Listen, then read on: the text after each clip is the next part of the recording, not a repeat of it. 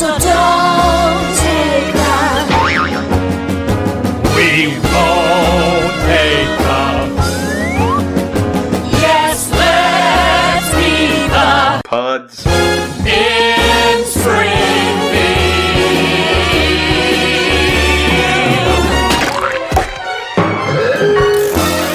Welcome to episode 5, I think. 5. Of Pods in the Key of Springfield. Sorry, I thought you were going to take more words than that. Why would I? No, that's fine. Hey, question straight off the bat. Question without notice. Yeah, sure. Have you had in the last week a Simpsons-based or related or inspired interaction? Well, the phrase democracy simply doesn't work has come up quite a bit this week. Oh, I found. any reason why? No reason, it's just, nothing that I can think of off the top of my head, Things are pretty good in the world, but... Have you been saying it in the Brockman cadence too? Should I clarify that things are not okay, or have we Oh, done no. that in previous episodes? Oh, no, I think our listeners well and truly understand that things are not okay. I think by episode 5, they well and truly know our personal politics. Yeah, fair enough. Good phrase. Yeah, what about you? Yeah, I had a really simple one. One of my friends sent me a text message with a typo in it, and I replied with, "To obtain a special dialing wand, please mash the keypad with your palm now." You petulant piece of shit. What was the typo? It was really minor. They put a... Sorry, I've now realised I have to explain myself, and I'm literally the worst. They put a question mark instead of an exclamation mark, and I accused them. Jesus Christ. I accused them in return of having hands that were too fat to function their phone. Oh, that's horrible. How good of a friend is this? Oh, I don't like this new segment. Is this like a really close friend that you can get away with that with? No. Like I've a casual acquaintance? I've really stitched myself up there. I did not think that through. I thought that you'd just go, that's a nice Simpsons-related anecdote, and then we'd move on. Do they know what The Simpsons is, this person? I imagine they do. Have you run the reference by them? I had a girl in a bar use a woman. I once had a girl in a bar. What should I say? She once had me. At what point does copyright law kick? No, that's fine. How many parody? Can we sing the entirety of Norwegian Wood? Because I really like that song. Do you want me to get my guitar? No. Thanks. Anyway, come on. You once had a Thanks, girl jerk. in a bar. A bar woman used The Simpsons to find out my age. Because I was wearing one of my shirts. You've seen my purple Springfield Isotope shirt. I sure have. And she said, "That's a Simpsons reference, isn't it?" And I said, "Yeah, it's the baseball company team." Fuck. Oh my God. It's been a long day. It's the baseball team. And she was like, yeah, how good is The Simpsons? Oh, but your era of The Simpsons would be the same era as mine, wouldn't it? And I was like, well, what? She's like, the old stuff. I'm like, yeah, I definitely know the old stuff better than the new stuff. And she's like, yeah, me too. So you're like 25 like me? Oh God, no, I'm 30. Anyway, I don't know what Did I sent you that picture the other day of that review I saw in JB Hi-Fi, didn't I? Where they were writing a little review of The Simpsons. How JB Hi-Fi does those little cards under the DVDs with the little reviews. And they wrote the reviews saying seasons 1 to 10 are perfect. And then they had a quote that was outside of those seasons, I think. It was, I can't see through metal, Kent. It was like the quote they picked is like the showcase for how good The Simpsons was. I'm sorry if that person is somehow listening. Just, it seemed like an odd choice to me. Odd choice for a couple of reasons. Yep. Is that a season 1 to 10 quote? I don't believe so. And is it a particularly... I mean, I know this is subjective, but is it a particularly good or representative quote? Well, I don't think Arnie Pie is the first character that I think of when I've I think of often thought a of- popular show, the Magnificent Simpson family. I've often thought of Arnie Pie as the 6th Simpson. Yeah, sure, you are, Apu.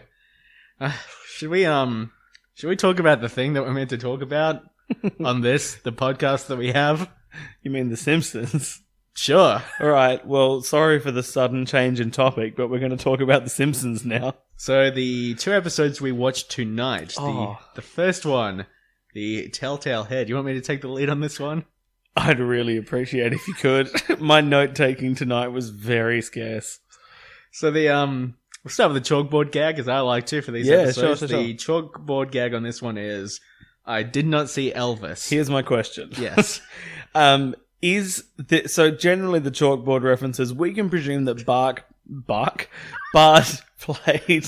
God, we can presume that Bart has played one of his funny little pranks, and that's what. And the chalkboard gag is a related punishment. So, on the scale of Bart's pranking, pretending he saw Elvis is pretty tame. Is Bart having hallucinations that are being chastised by that he's being chastised for? That would explain a lot of the entire show, I think. Wouldn't it explain a lot of the entire show? Because for him to just oh, Simpson, is that you pretending you've seen Elvis again? Oh, yes, sir. That's not the El Barto Hellraiser that we've come to know and love. I mean, at this point, we have established multiple parts where the Simpsons could break into a death dream. In which case, seeing Elvis, As a matter of fact, would be pretty plausible. I believe that's your pet theory at this stage. The death dream theory. I think so. I've got a few theories knocking about. We'll get into some of them in this episode, I'm sure. Okay. Or is my option B for the chalkboard gag? Are they just making Bart write facts? I did not see Elvis.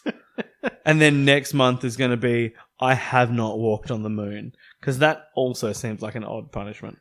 Is there any possibility there's a kid at Springfield called Elvis? Maybe he died in some sort of river rafting accident and now Bart has claimed to see his ghost? I don't know. I like how super specific a river rafting accident is. And maybe the furthest you could get from anything that Elvis Presley ever did.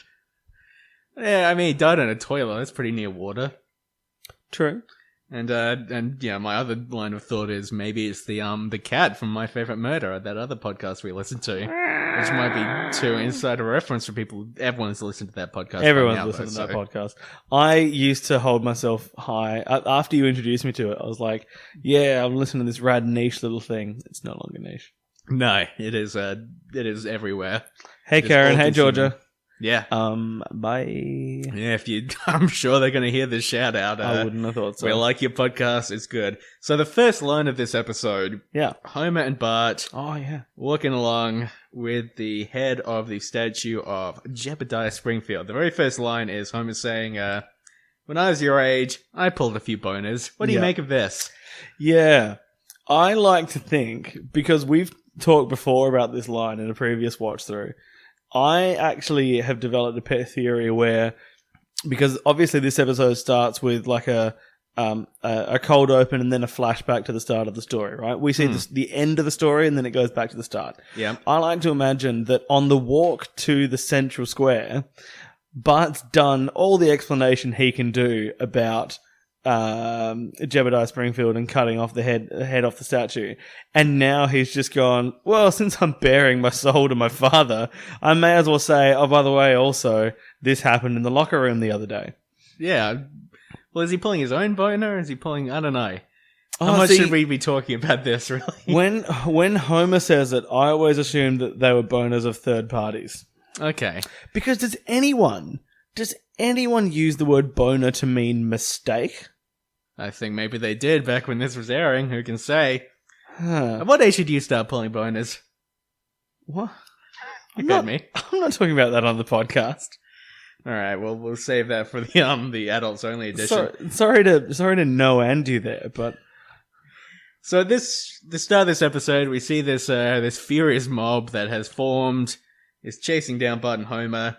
Can I throw in an adjective? Can I say inexplicably furious? Inexplicably furious, inexplicably formed. Nothing about this makes much sense. Nothing about it's explicable. But I watch as we try to explic it. How many times so far in this show have the Simpsons' lives been in fairly serious danger? Oh, and it's always over weird...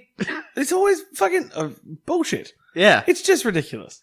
Yeah, Season 1 is... Obviously, it's a cartoon show.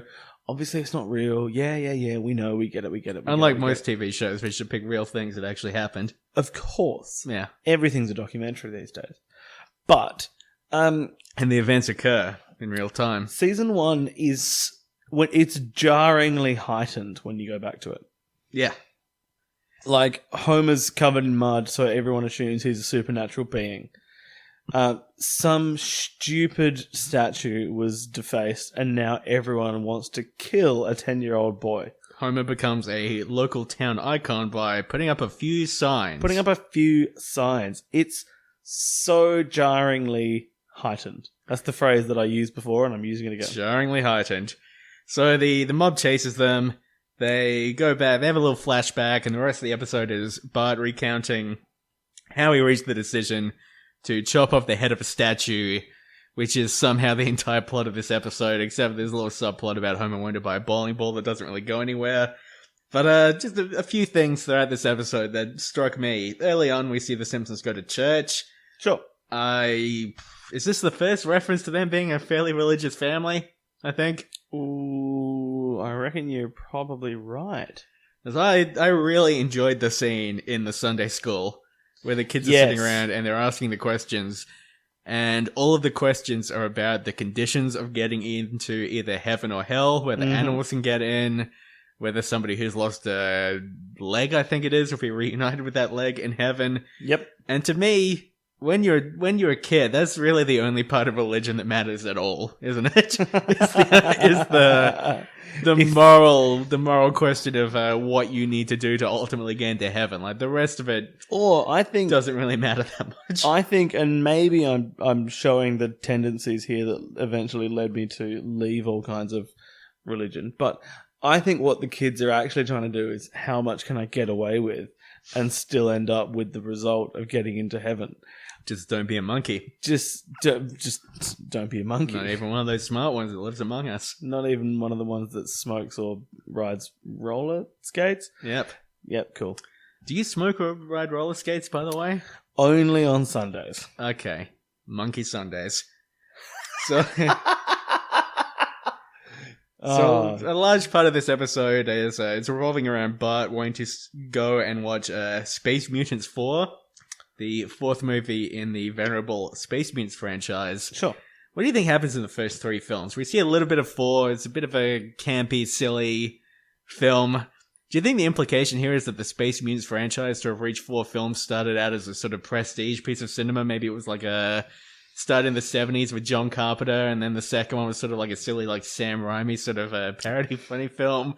Then the third one went a bit off the rails, and now the fourth one is like a campy throwback, a bit of fun again, and there's a bit of a critical return to form. And Well, these are definitely all movie references that I understand. yeah. Let me make that very clear from the outset. And then, I think,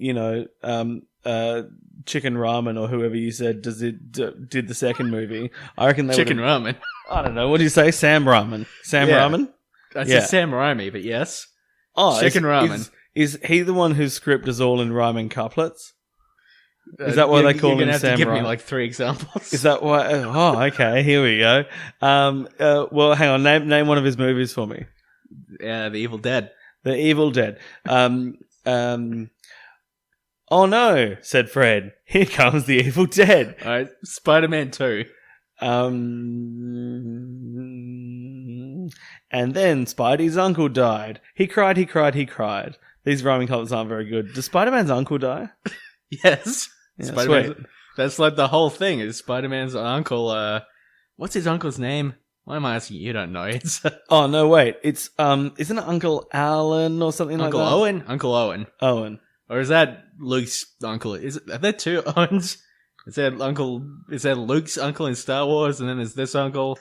Ben. You're Uncle really Ben? Uncle Ben. Is it Uncle Ben? Yeah. Because it was he invented the rice franchise before he died. Okay. Uncle Ben's rice. Yeah, sure. Yeah, Uncle Ben and Jerry. Yeah, sure. I love their ice cream. The rice cream. Okay, so another thing that I thought was interesting in this episode, we're introduced for the first time to Jimbo, Dolph, and Kearney, and something I had forgotten Yeah. in the early seasons is that these characters have a bit more nuance than they do in later seasons. Like, later on, they're part of this sort of bully fraternity with your boy Nelson. Your boy. At this point, we've already met Nelson. He's the school bully. These are just bad kids. They're not Yeah. bullies. No, they They're aren't. Yeah. a very different dynamic. They're just sort of like the kids that, you can see why Bart would think they're cool. They skip class. They probably smoke. They're probably, having a lot of sex, I imagine, especially Kearney, because he has a kid. It comes up later, but I'm sure it's canon at this point. Story checks out. Yeah, they're, maybe they're going off on adventures with like a Doc Brown sort of figure. I don't know. There's some stuff going on here. It is interesting. I'd forgotten that they were separate from Nelson initially.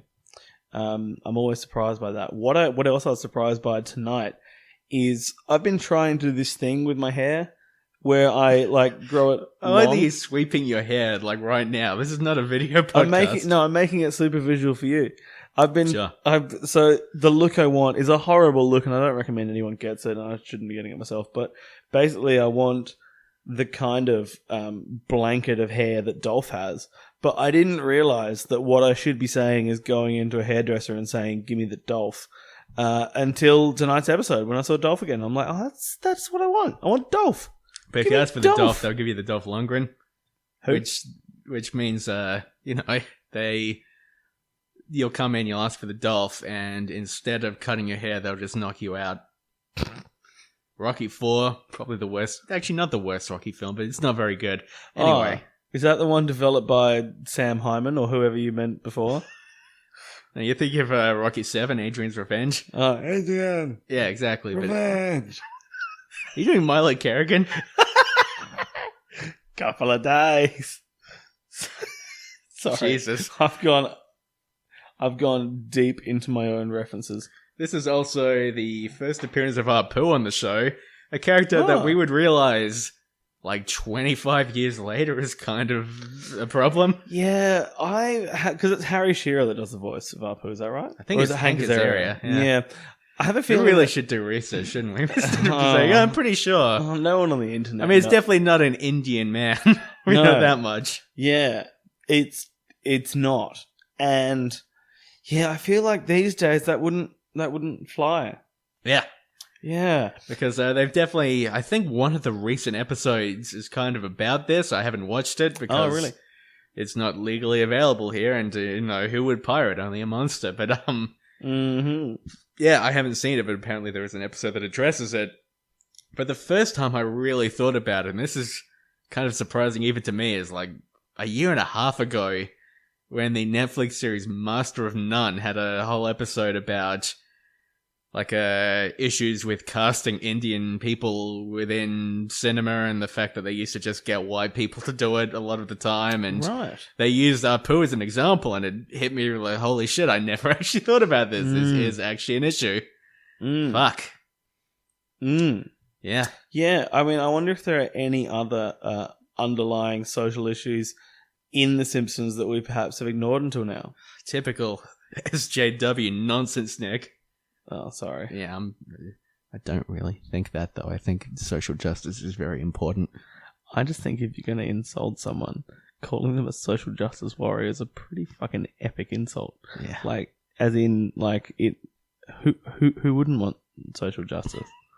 And I mean, warriors are okay. Who doesn't love being a warrior? Or Wario. Yeah, I was about to say, I'd much rather be a social justice Wario. There's like a whole, like... So funny. There's a whole, like, Tumblr account dedicated to that. I did not know that. No, that's like an actual thing online, social justice Wario. Oh, I did not know that. Wario being the yellow-suited nemesis of Mario in the Mario video game series. I'm sure people aren't particularly familiar with because they're not nerds like me. Yes, you're right. You are special. Yeah. Do you think people have worked out that I'm a nerd at this point? Does that shirt say "Hang on, man"? That's an awfully visual gag. I'm wearing this shirt right now that says "Hey Nong Man," which is a reference to Comedy Bang Bang that my good friend Nick bought me. He's not here, but who? Yeah, I get comments on this shirt, but they're always just people looking at the shirt and saying, "What the fuck is that? What does that mean?" Yeah, it's a good shirt. What the hell does that mean? What the hell does that mean? So, Bart hangs out with his new bad boy buddies, and they look at the statue. Do you want to start a boy band group called the Bad Boy Buddies? I'm already in a band with that name, so I mean, if you want to... This is awkward. Yeah. I mean, it's mostly your friends. They like me better, so we started a band. Anyway, they're looking at the statue. They start talking about cutting off its head. As you do when you're looking at statues, because statues are fucking awful, and I think that's the real message of this episode. A man runs out and yells at them. Did you notice the name of the store that the man came out of? No. It was called Candy Dandy.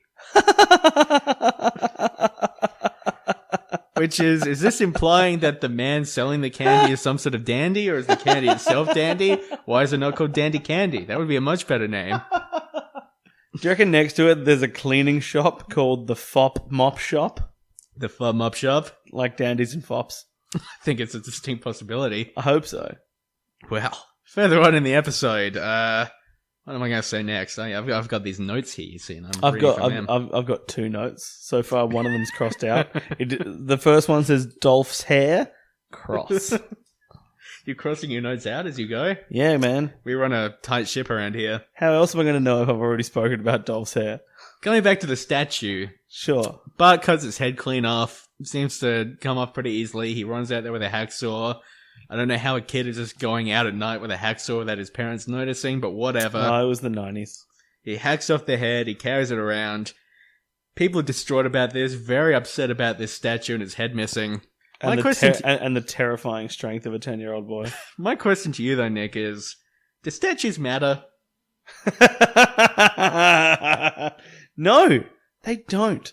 And this is one of those things. Did statues matter in the 90s? I don't know that statues have Ever mattered this much. You know, I think there are 2 things. 2 universal constants about things that don't matter, right? Statues and juggling. Statues and juggling? Has anyone ever been impressed by juggling? I think it depends on what is being juggled and how many. No, because even if you say 7 chainsaws, I'm not interested, right? Maybe I'm just super jaded when it comes to juggling. But if someone was juggling statues, I'd give them a pass on that. I'd at least raise one of my several eyebrows. But statues, no, they don't matter. And you know what? If one of the statues because what I like to do is compare Springfield, the town the Simpsons live in, to Adelaide, the town that I live in. And if someone took a head off one of the statues and I saw a thing about it on the news, I reckon my first thought would be, no, don't recognise that at all. And then even if I did recognise the statue, or if they said, this is in Victoria Square, the main kind of square in our CBD, I'd be like, well, how long has that statue been there? Because I don't recall paying any attention to it. I feel like part of my reaction would be, how the fuck did they get away with that? How did they get away with it? And why did they bother? It's like those stories you hear when somebody steals a bridge or something. I mean, that's happened, I'm pretty sure. Is that a thing? Yeah, I mean, I'm just bringing it up from memory, so I don't know any of the details, but I'm sure I saw a story about somebody stealing a bridge. Wow. That's fun. I mean, I feel like the most reaction you can have to a statue being decapitated is, oh, that's a shame. Yeah. It's unfortunate they did that. I guess they'll just have to replace the head. And I suppose the other reason why that whole storyline holds nothing to me is the way in which everyone holds up Jebediah as this, mythical superhero. I'm not interested in superheroes. Superheroes are boring as hell to me. And so the way that is this going to turn into a Marvel movie rant? No, I haven't seen them. Okay, they're fine. They're pretty good. Did they do Ant-Man? They did an Ant-Man. Who controls the fish? I can't keep stealing other podcasts' catchphrases. Which one have you seen? Man of Steel? Oh. About that man that was made out of steel? You mean Jesus? Yeah. Whole thing was just Jesus versus Michael Shannon. Whole thing was just a big Jesus thing. Yeah, that's Superman's whole deal, basically. But isn't that all superheroes' deal? Aren't they all Jesus? Even Ant-Man? I mean, okay. Which passage in the Bible is that? And the Lord doth shrink thyself into an ant, and he was able to lifteth many times his own weight. And the apostles did cheer him on. Woo. Yeah. I was being the apostle. Okay, sure. Man, I do not know much about the Bible, but maybe it happens. I was thinking the other day, the story of David and Goliath. This is slightly unrelated, but whatever. It's my podcast, and I'll do what I want. The story of David and Goliath. I was in the bathroom the other day. And I was... What? I don't know why this occurred to me, but I thought, wait a minute. Whenever I've thought about David and Goliath, I've always thought about like a guy and like a giant. Do they ever clarify in the Bible that it's a giant, or is it just like a much larger man? No, I fairly because it's Old Testament, which means It could have surprise, been an actual surprise, giant? it's made up and bullshit. Okay. And it could. I'm fairly certain that it's an actual giant. I'm increasingly worried about how many people we could be alienating on this episode. Can I do a quick Google search for how tall was Goliath? Sure. I'll do it with voice search. All right. How tall was Goliath? What does it say? How tall was Goliath? Goliath's stature, as described in various ancient manuscripts, varies. The oldest manuscripts, the Dead Sea Scroll text of Samuel, the 1st century historian Josephus, the 4th century Septuagint manuscripts. What?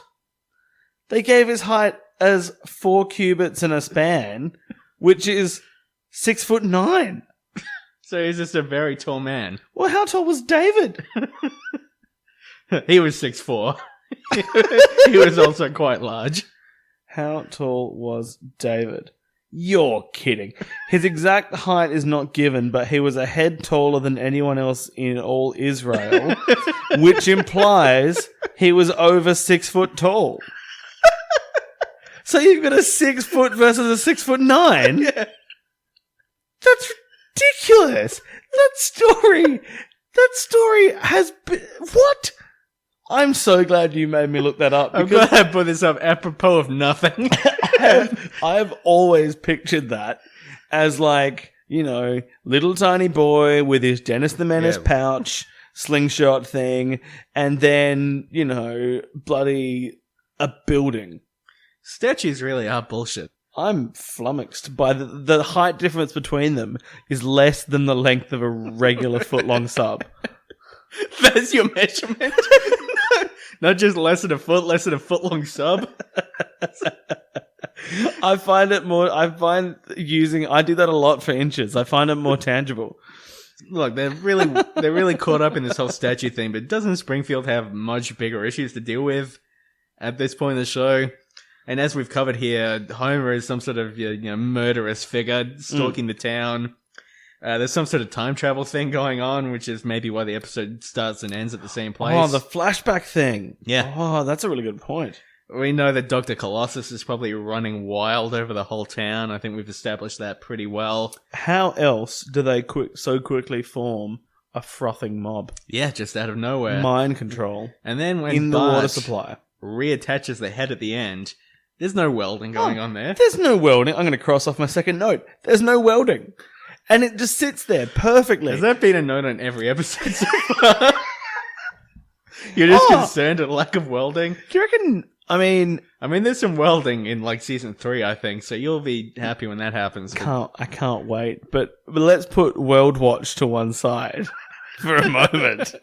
Because do you think... Widget the World Watcher? Yeah, okay. Yeah, the guy that used to watch out for all the worlds.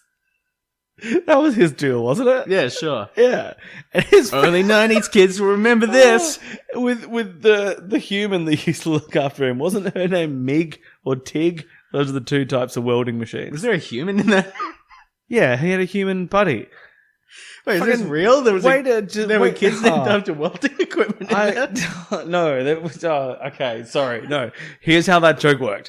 There weren't kids... There were kids in Widget the World Watcher. They weren't named after welding equipment, but I thought it would be funny if they were. Okay, yeah, sure. Yeah, okay, cool. I'm glad we're on the same page with that one.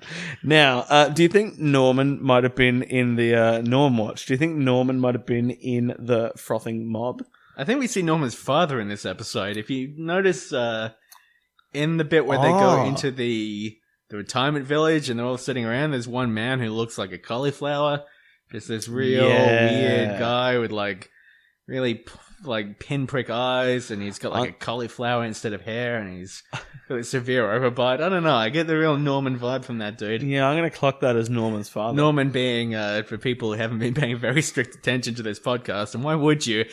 The guy in the very first episode that Homer walks past as he's going to his seat to watch the school nativity play, we've been thinking a lot about Norman since he first appeared because it seems like there was something going on there. Yeah, because it's a character that I'm fairly sure never appears by name in the rest of the series. So I'm on constant Norm watch. Yeah. Constant. So at the end of the episode, Homer's boss and his school teacher both confirmed that they no longer want to kill Bart, which is strange. This is a strange episode, wall to wall, and everyone leaves, everyone's happy, everything's fine, as it tends to be.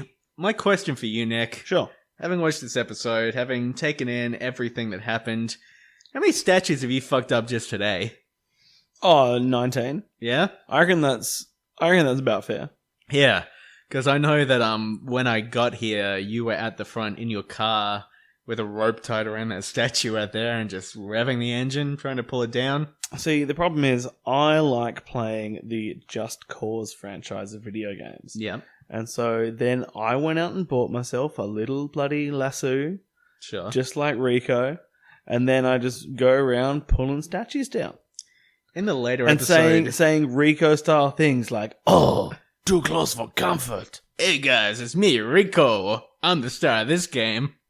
In the later episode, when all the billboards come to life and all the giant statues start attacking, is that some sort of Sure. revenge, do you think, for this episode? Oh, sugar.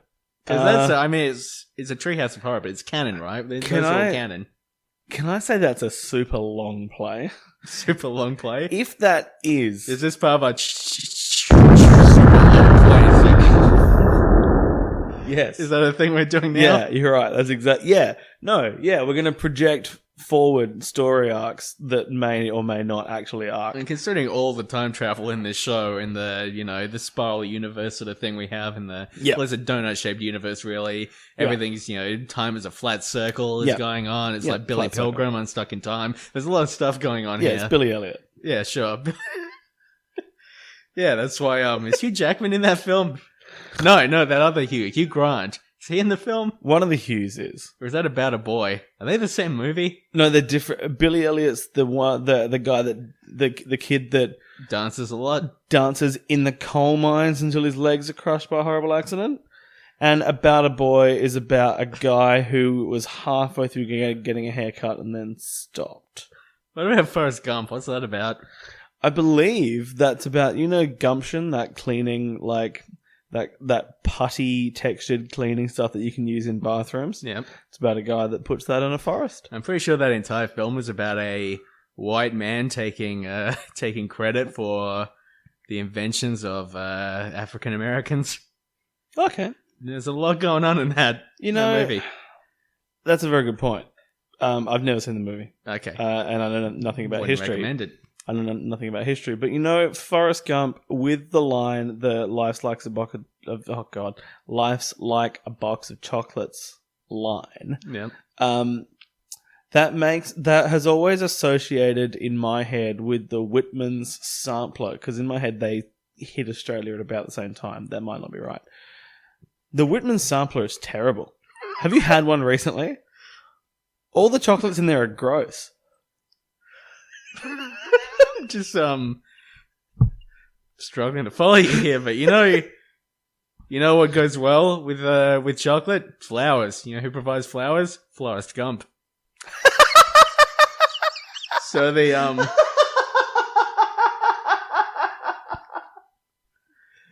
So Nick, That was pretty good. what was the next episode we watched? The next episode we watched was Life in the Fast Lane. Yeah, Did I get the title right? I believe you did. Yes. Excellent. So this is the one where Homer is an unabashed jerk and buys Marge for her birthday that he had forgotten, her 34th birthday, which I thought was interesting. I'm 3.5 years away from being Marge's age. Sure. I remember turning Bart's age and thinking that was How'd a that big feel? deal. Yeah, big deal. Yeah, I was like, Yeah. I'm the age of Bart now. I can go and gallivant around town and have a good time. You cut heads off statues. I mean, you were doing that anyway. Yeah, from a very young age. It's It's a different culture here in Australia, though. It's just part of what we do. Yeah, We're statue fuckers, born and raised. we're statue fuckers, Yeah. born and raised. On the plinth is where I spent most of my days. Yeah, sure. And we caught our Bigfoot already. Yeah, we did. Yeah. So where do we start with this episode? So it's Marge's birthday. Homer forgot.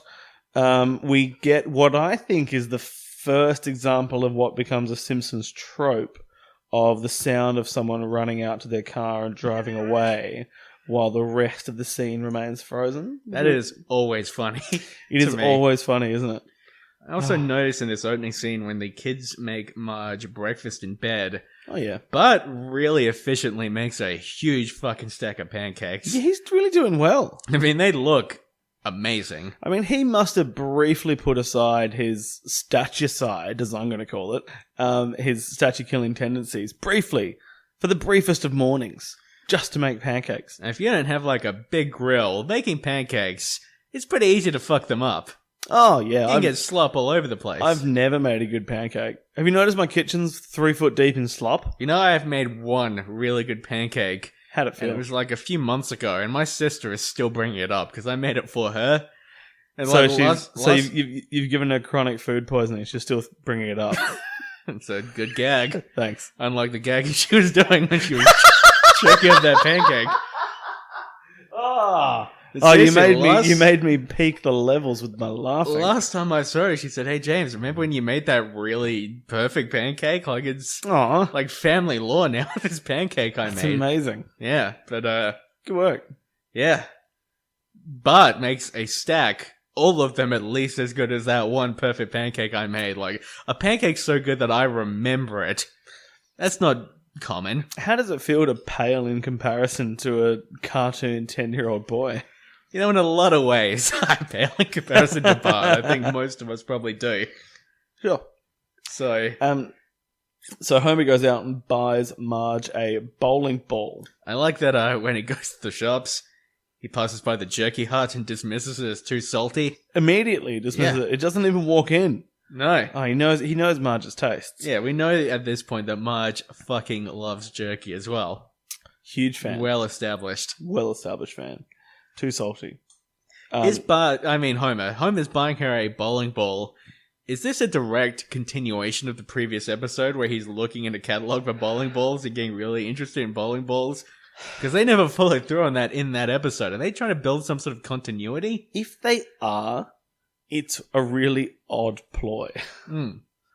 Because to be honest, I didn't even think about that until earlier in this episode when you mentioned the bowling ball thing. Yeah, it's a pure Chekhov's gun thing, you know. You don't plant that Homer wants a bowling ball in one episode if he's not going to buy one in the next. Yeah, I mean, I guess it could be intentional. Look, I'm going to have to assume that it is intentional. It just seems odd that they would bother, you know? Yeah. This episode, there's a real heteronormative thing going on in this episode where Homer buying Marge this bowling ball, which is completely fucked because she obviously doesn't want it. Oh, yeah. But there is this, I don't know, there's just this odd assumption that because Homer is a woman, she couldn't possibly want this ball. This is not of any interest Marge to her. is a woman. Did I say Homer? You said Homer's a woman. How many beers have I had? Just 2? Okay. Just 2. They're strong though. Yeah, they are. It's pretty good. But anyway, yeah, there's Yes. And there was some other, I didn't. Do you wanna write take that enough one again? notes because I feel like I had other things to say there, but no. Do you want to take that one again? No, this is barrel straight on through. All right, we'll barrel straight I'm not a on through. professional, it's fine. No, it's a really interesting point because not only is there the overriding assumption that Marge couldn't want a bowling ball, but then there's the weird concern that the whole family has of like Marge spends 2 nights out of the house, 2 nights out of 34 years, Yeah. and everyone goes, "Well, that's it. The marriage is breaking down." It's on the very Wow. first night as well when she says, "Oh, I'm going to go out again tomorrow." The ominous music starts playing and Yeah. Homer looks a little shaken and Yeah. things do not look well and, you know, Homer can't cook for the kids. He doesn't know how to handle them. He's just a piece of shit. Also, why does he need to cook? Has he seen Bart's pancakes? Surely Bart can cook other stuff as well. This is all part of the ongoing, like, little thread in the first season that Bart is actually a genius and nobody's really picking up on it. You know, people... Rabbi has memo. Rabbi has memo. Ugh, fuck, I hate that fucking kid. God damn, if I had an eraser, he was drawn in front of me because he doesn't... The only solace I can take is in the fact that he's not real because Well, of time travel theory. Yes, only because of the time travel theory. And then, so Marge goes to the bowling alley out of spite. I wrote that down as my favorite line of the episode when she gets there and they ask if she's interested in bowling. She says, "No, thanks. I'm just here out of spite." Out of spite. Which Wonderful. is a real driving force in my life as well. For bowling? For everything. For everything. I'm only doing this podcast out of spite. There's my many enemies. Did you make the perfect pancake out of spite? That was more out of love, I guess. No, fair enough. Yeah. I mean, if you're going to have a secondary backup driving force, love's an okay one. But what is love? Baby, don't hurt me. Don't hurt me no more. What is love? Dun, dun, Baby, don't dun, hurt dun, me. dun, dun, dun, dun, etc. Oh, yep. Marge goes bowling, meets someone who I have described in my notes as a man who is in desperate need of a lozenge. Jacques, Who spends the entire episode talking like this, to the point where I got extremely frustrated by his voice. Mamma mia, it's me, Jacques. Oh, am I doing that accent right? No, it's more of a wah. Wah! Oh, Okay. mine was more Wiggum than Wario. That was weird. Wah. Okay. Jacques is a really odd, pesty, gross man. Just a real piece of shit. He's like the Pepe Le Pew of Springfield. Yeah, and that Marge accidentally gets some paint on her and he's really into it. He's so into it. He's got this real thing for paint. He's a huge fan of paint. Yeah. Can we just cut straight to our favourite line? My favourite line of the episode, which is the one that Jacques Yeah, this says. is your favorite line and my example of how The Simpsons has ruined my life. Yes. So, when Jacques starts giving Marge official lessons, he wants her to caress the alley, feel the smoothness of the alley. And there's a wonderful bit of Foley work under Marge's hands where she moves her hands very slightly and the Foley work goes, and it's wonderful. Yeah, But, Mick Foley, sound designer. yep, Kevin Foley, former South Australian treasurer. Yep, sure. Foley artist, only paints pictures of Kevin. Or horses. Or Little horses. Wonderful. And then he says, "It's so smooth you could eat off it. Marge, are you hungry?" She says, "Yes." And then cuts out to a wide shot of him screaming to the heavens, "4 onion rings! 4 onion rings! And his accent slips away entirely. Completely. moment. And it's my favorite thing because why are you ordering 4 onion rings? Why are you not going to the bar to order them? You're just yelling it to the fluorescent lights and hoping that your god of neon gas will bring you 4 onion rings. And we've thought about this probably more than anyone else in history, I want to say. I have a feeling that's the case. We can't work out if he wants 4 onion rings or 4 servings of onion rings. Because both seem like ludicrous amounts. Because I'm not even what bowling alley is allowing people to purchase individual onion rings? Does that mean I can go up and say, 19 onion rings, please? 17 chips, please. 3 burgers. Wait, burgers are an okay thing to sell by an individual unit. Damn. Like 16 milliliters of tomato sauce on this hot dog. And also, I think the indication from the lead up about how the floor is smooth enough to eat off is that they're going to then eat it off the bowling alley. Why 4? Is the implication that he wants to go down on her on the floor? What, with onion rings? I mean, maybe afterwards. Wants to be the lord of her onion rings. Yeah. Yeah, is that what's going on there? I don't know. But then shouldn't he have done it in a more like Gandalf-y kind of voice? 4 onion rings. I don't know what No, Gandalf. should he? I don't know what Gandalf sounds like. I don't know where I'm going with Have this. you ever seen or read Lord of the Rings? I saw the second movie. Why? I don't know. Okay, fair enough. I went to the movie. Someone made me go to the movies with them, and I said, I don't know, we'll go see this. So it was your choice? You chose the 3-hour second Lord of the Rings film, despite hating cinema? You should know enough about me to know that I didn't know it was going to go for 3 hours. Sure, okay.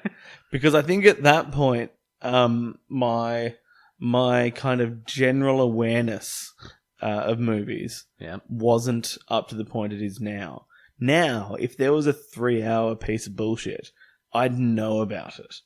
Back then, I didn't. I've got a question for you about this this episode of The Simpsons. I hope it's about onion rings. I feel like we've covered onion rings, but I mean, we'll come back to them. My question, Jacques tells Marge a joke. He says, how do you make a 5, 7, 10 split? You yell that 8 is a cop. Yeah. Can you explain that joke to me? Oh, you want me to explain that joke to you? I would love nothing more. So, in that situation, pins 5, 7, and 10 are all either criminals or potential criminals. Okay. The 8th pin is between those 3. Sure. And so by yelling 8 is a cop, it will make pins 5, 7, and 10 split. Okay, so Which they... is colloquial vernacular for run away from the area. So they don't just explode then. No. Did you think that that was a magic trick where they would explode? I actually thought it might be a reference to the M. Night Shyamalan film Split that just came out the other weekend. What? About the guy with the 22 different personalities, I think it is, and the 23rd one's about to be unleashed. Bad film, by the way. Didn't like it at all. Is this another episode? Is this another installment in Simpsons Time Travel where they made a direct reference to a movie that came out some 27 years after that episode? I mean, it fits everything we've said so far, I think. Is the movie about bowling? It's, you know, the characters might be into bowling when they're not doing the things that are happening in the film. Does it feature a character named Jacques? Well, one of the characters has 22 personalities. It's entirely possible one of them is called Jacques. Actually, statistically, they probably are. Yeah. Statistically, about 1 in 22 people are named Jacques. Is it? I'll take that. Also in this episode, we see Homer, Lisa, Bart, Maggie. They order a pizza for dinner. Sure. Have you ever noticed in American TV shows and movies, people eat a lot less pizza than we do? One pizza will feed an entire fucking family. See, the thing I find interesting about that is that I then know that, or at least I've heard, that in real life America, our equivalent of like a large is, I'm fairly certain that some pizza chains in America have a thing called a personal size pizza, which is our equivalent of a large. And if we were ordering, we'd get one large one each, but then we'd be planning for leftovers the next day, right? Sure. So I think real life Americans eat more pizza than we do, but cartoon and sitcom Americans eat far less. The Brady Bunch used to get one slice between them. It's fucking crazy. And I've eaten pizza in America once. How'd that go for It you? was exactly like eating a pizza here. Same size, about the same level of topping. It was a pretty fancy restaurant, so one pizza fed 2 people, wouldn't have fed 3. Wouldn't have fed 3. Would not have fed 3. No. Fed Pizza. 3. My Yeah. least favorite of the feds. But also, then, calling back to something from an earlier episode, Sure. how regularly is that pizza going to get used in a food fight that seems to be happening all the time in America? So you're getting even less pizza in your face for your money. The second, I reckon, second odd-coloured dream sequence that we've seen in The Simpsons so far. Yep. There was Bart freaking out about the train equations a couple of episodes ago, and now we've got red-headed, pink-dressed Marge being serenaded in a grey Art Deco pink-jumpered Jacques house. Yep, imagining Jacques having trophies for fucking. Yeah, that's a nice touch, I thought. Yeah. Literally. Ba-bang, ba-bang. And then they have a glass of champagne. And my notes here, which I'm now going to cross out because I'm about to mention it, is champagne, can I just say, is fucked. Really? I hate champagne. I'm so disinterested in champagne. I have this dilemma. / sparkling wine, because it's not all necessarily from the Champagne area of France. I have a bottle of champagne at home that I was given as a gift, and I cannot figure out which occasion I'm meant to drink it on. So when I bought this house, I had people tell me, oh, you should have a bottle of champagne. I was like, why would I want something that I don't like? Oh, no, but it's the tradition. I'm like, no, but I don't want it. I actually really like champagne. I just live too boring a life to drink it. Well, That's my dilemma. have you won any motor races? Only a handful, only minor circuit races. You could have done it for one of those. Just spray it everywhere. I can imagine, I'd pop the No, top no, off and no, hit no. someone in the eye. Drink the champagne. I'm not talking about spraying it everywhere. A different celebration. Okay, like before I'd race, you mean? Yeah. Because I got in a lot of trouble last time I did that. What, last time you drank and raced? Yeah. Oh, no. Yeah, went right into the stand. Same thing happened to Michael Richards. It ended his stand-up career. Oh my god. Was he drunk? I don't know. I just wanted to go on that joke. Michael Richards, you should not have done that. I mean... You made a lot of bad decisions. Oh, so many. One of my notes here just says, Jacques hell. That's not very good. That's just a pun I wanted to make, but there's really nowhere to put it in. Nowhere to crowbar that one in. Well, I'm glad we got there. At one point, Marge packs lunches for the kids, special little lunches. Special little lunches. And we're having a bit of a conversation about this because there's this brown lump poking out of the bags. Yeah. And we're assuming it's meant to be like a French stick or a croissant or something like that. Yeah, maybe a straight croissant, because I believe the original croissant is supposed to be a straight one, not the curvy kind of crescent moon one. So it may be that. But damn, does it ever look like a sweet potato. It looks so much like a sweet potato. Did you ever just take like a sweet potato to school and eat it like a raw sweet potato? No, and I reckon, I don't know if raw sweet potato is a great thing for kids to be eating. I do like sweet potato though. Sweet potato is great. And you know what really annoys me? When people complain about, like if you're with someone at a pub and they're looking at the menu and they go, oh great, they do sweet potato chips, oh la-dee-da. Yeah, but the normal chips are there. If you know villain is complaining about sweet potato chips. I know a lot of people in my short but colourful life who complain about good food taking the place of the shit food, but guess what? The shit food's still there. You seem to associate with a lot more villains than I do. Yeah, I do associate with a bunch of villains. I'm trying to get away from them. Bunch of villains. So it goes. So we live. And so we die.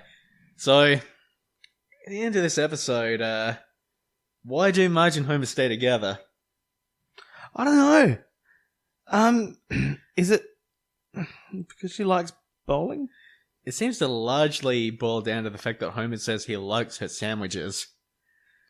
Yeah. And one thing I was asking you while we were watching this episode, because I've never really been able to figure it out, is Marge meant to be a good or a bad cook? Because it seems like the show swings in wildly different directions, but tends to imply that she's actually very bad at it.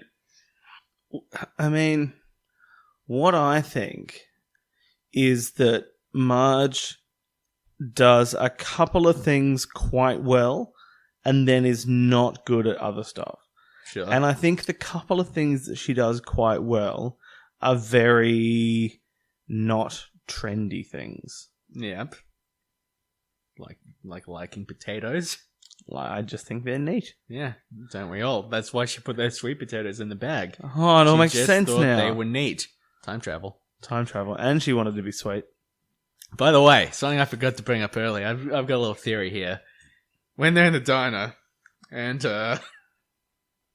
little old Marge, poor little Marge, she passes out when Jacques tells her that he wants to meet at his place. She passes out. Seems like she bangs her head pretty hard. Is the rest of the series from that point on just a coma dream, do we think? I'm thinking you're probably right. I think It seems like a pretty distinct I think it's all a possibility. dream. I think it's all a dream. Yeah. And it's odd though that because I think it initially started off as being Homer's dream. He was the It could first be one. overlapping dreams. It would explain the wackiness of the show. Well, but it's interesting that Homer was the first one to suffer this kind of chronic head trauma, I think. Yep, sure. And then in his dream, he's imagining his family members suffering chronic head trauma and developing their own dream universes. Yeah, it's an Inception sort of setup. Sure. Inception being a movie, so I assume you haven't seen it. I haven't seen it. It's good. Probably don't need to tell you that. Do you think there's anyone now, like, laboring under, like, the question of whether Inception is considered a good movie or not? Can I do one of my hyper-specific frustrations? with I don't see Inception? why not. The thing that annoyed me about that is, like, we used to have a word, right, if someone was making a joke that referenced the format of the joke, or if Yes. someone was making a comment that in itself was a comment on something, those were called meta. You could have a meta joke, you could have a meta comment, and it was designed to have it meant something that was designed to have an extra layer of complexity and a deeper layer of meaning. Sure, yeah. We don't have the word meta anymore, because now a joke that uses the format of itself to explain itself is an Inception joke. And a comment that uses the structure of the comment to make a further point about itself, no longer a meta comment. No, those days are behind us. It's now an Inception comment. You know, I do feel like meta has come back a bit. I feel like maybe this was completely right a few years ago because it used to annoy the fuck out of me as well. Do I need to update my hyper-specific rant? I think maybe you do. I think meta has come back. I think we use it again. But for a long time there, if anything was inside something else, it was an Inception thing. You couldn't just put fucking camembert in your chicken. You were fucking incepting that chicken. If podcasts have taught me anything, it's that most things are inside baseball. Yeah. Who's on first? By the way? Rosemary. Okay. Inception, pretty good movie. Just fucked up the way we speak about everything for a long time. Everything forever. Every time I would see some Russian nesting dolls, like, oh, it's Inception again. The dolls are inside the dolls, inside the dolls. And I'd pull out my little spinning top and I'd spin it on the table and it would whir around. And you never know if it's going to drop or not. What's the other name for those dolls? Babushkas? The Matryoshka. What is a... Yeah, no, apparently that means the same thing. They're interchangeable words. Babushka and Matryoshka. Okay. I don't speak Russian. Are we absolutely set on that? Because it seems like a perilous suggestion to make. We're just taking a language we don't know and saying these two words mean exactly the same thing. Matryoshka meaning. So, it literally says another term for Russian doll. Okay. So what I've learnt there is that Russian doll is another word for babushka. Sure, okay. So, Marge, she drives down that ironic street. She sees all the stuff. Yes. She goes to the power plant. Homer picks her up. They go outside. They're not going to be back for 10 minutes. One thing that I really like about The Simpsons is that it establishes early on that Homer and Marge fuck. Oh, yeah. It is very clear that Homer and Marge not only fuck, but they fuck pretty regularly and really enjoy it. They regularly visit the Bone Zone. There's one of the audio commentaries in a later season. One of the writers asked Julie Kavner, the voice of Marge, do you think one of the reasons Homer and Marge stay together is because they have a good sex life? And she immediately says, yes, absolutely, that is part of it. Wow. So they are thinking deep on this, but not as deep as I'm thinking about it. I thought you were going to go somewhere far more filthy then. Where was I going? What did you think? I thought you were going to say, but not as deep as Homer in Marge. Oh, okay. I can see why you might have thought that, but, you know, it's a little gross, frankly. It's a little blue. You know, just the thought of a penis and a vagina and... But speaking of, because I mentioned that was a little bit blue, Yep. have you had the King Island blue cheese? It is delicious. Do we have a sponsor this week? No, if they want to send me some, I'll eat it. Squarespace, if you're listening. We seem to be the only podcast. Don't mention Chobani yogurt. You've made this mistake before. Yeah, well, it was pretty good yogurt. I was happy. Yeah, but you had to throw out thousands of dollars worth of food because it didn't fit in your fridge. I guess I should clarify. I made a joke tweet at Chobani once asking for a bunch of yogurt and they sent it to me. Probably don't try it yourself. I don't know if they can afford to set out yogurt to every fucking hoodlum who asked for it. But they sent you a ludicrous amount, didn't they? Yeah, they sent me about 100 cartons of Chobani. So much yogurt. It was too much yogurt. I managed to get through about 60 of them by giving some away and just eating a shitload of yogurt and sharing it with my housemate. But yeah. The other thing about this episode, right near the end, when Lenny's watching and saying, "Way to go, Homer, way to go, it's me, Lenny." There's a dial behind him. Perfect impression. It tips over the dial behind him. It says okay on one side and then danger on the other. Sure. It tips from okay to danger. What are the implications of that? Do we experience nuclear fallout after this? Is there some sort of time travel thing? Do we think this is going to pop up in a later episode? Maybe somebody has to travel back in time to prevent some sort of nuclear holocaustal event? Do you reckon? Well, look. I've got two theories on where we can go from here. I'm glad you do. I think the first theory is that Colossus has been meddling with the reactors. Fucking Colossus. I know, and Should have known. And I reckon that's where the danger is. So we've got it. So first of all, before we even have breakfast, we've got a bloody Colossus issue to deal with, right? He's in there meddling with the reactors. Lenny's the only one who can save us. He's too busy cheering on his mate who's Breakfast. What about Brexit? Am I right? about to. Yeah. Anyway, Kerry. And Totally then, worth interrupting you, by the way. Yes. No, that's fine. Didn't lose my train of thought at all. But then, so that's the first issue, the Colossus issue. Second issue we've got to deal with there is it possible that there was actually a disaster at the power plant, Sure. which killed many, Yeah. but put some into a comatose state? What are you saying, Nick? And then the rest of the season, from here on, The rest of is a coma dream. That's why it's so outlandish.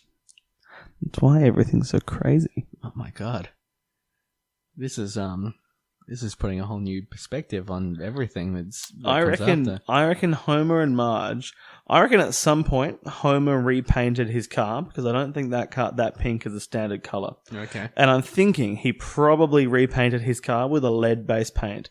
I'm thinking that when the radioactive meltdown happened, the lead paint on the car provided just enough protection so that they didn't die Or get pregnant.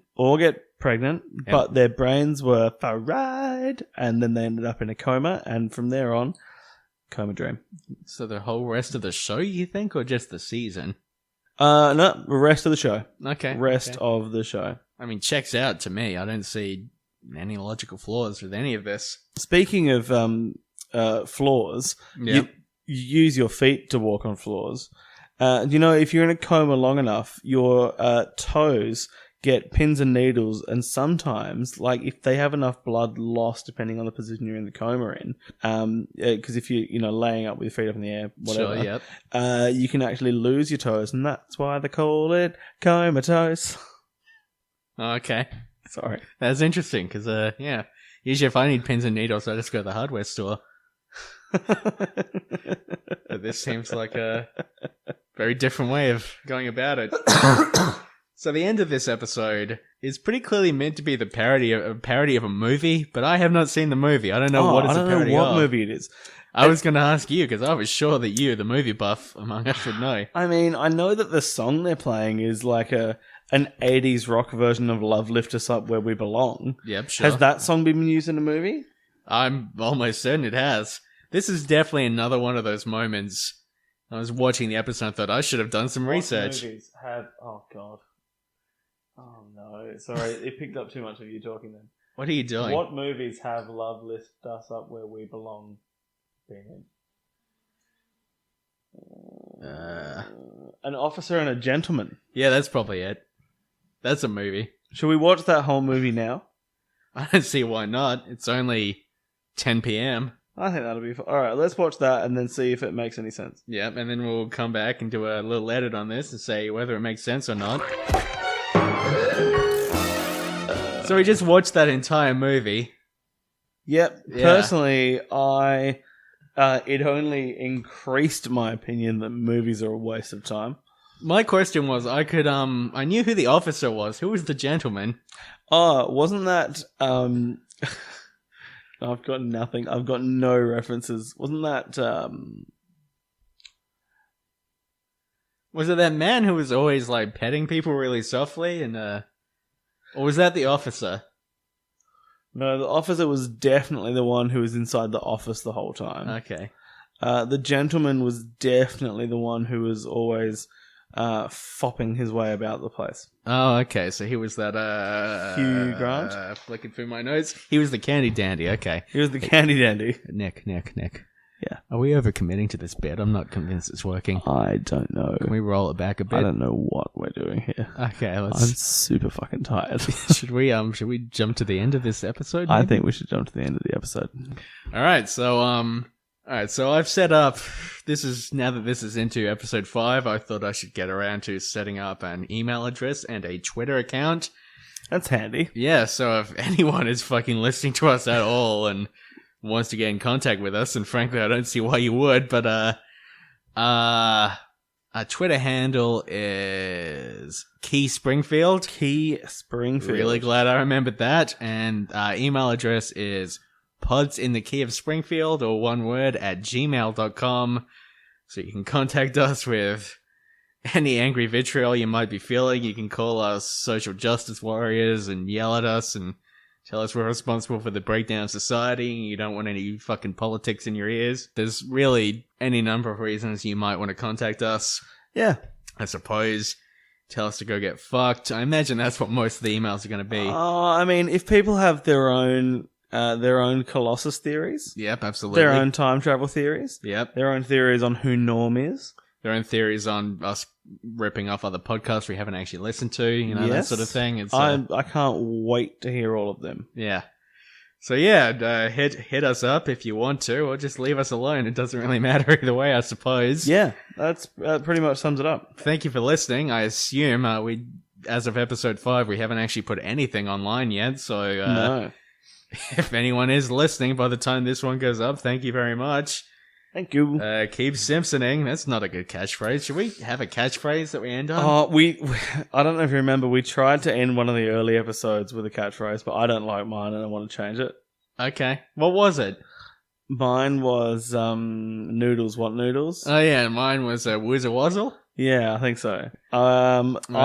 I now want to replace noodles want noodles with cease that infernal tootling. Cease that infernal tootling. Okay, well, Woozer Wazzle, everyone. And a Woozer Wazzle to you all. Look, if you're on a classic, why change? So if I just talk at about this level, Mhm.